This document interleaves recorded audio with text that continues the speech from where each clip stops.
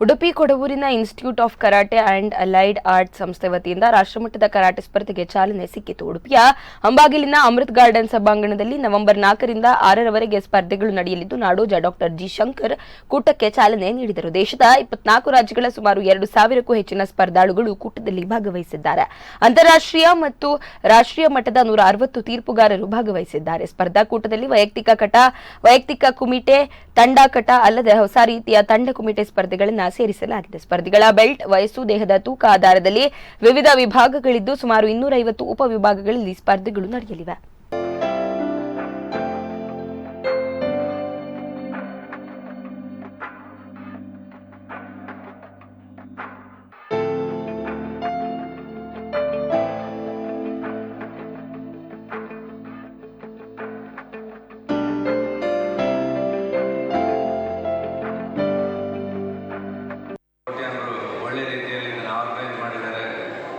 ಕರಾಟೆಗೆ ಖಂಡಿತವಾಗಿ ಒಲಿಂಪಿಕ್ಸ್ನಲ್ಲಿ ಒಂದು ಕನ್ಸಿಡರೇಷನ್ ಆದರೆ ಎಲ್ಲರಿಗೂ ಒಳ್ಳೆಯದು. ಯಾಕಂದರೆ ಕರಾಟೆಗೆ ಇನ್ನೂ ಮಾನ್ಯತೆ ಸಿಕ್ಕಿಲ್ಲ ನನಗೆ ಗೊತ್ತಿದ್ದ ಮಟ್ಟಿಗೆ.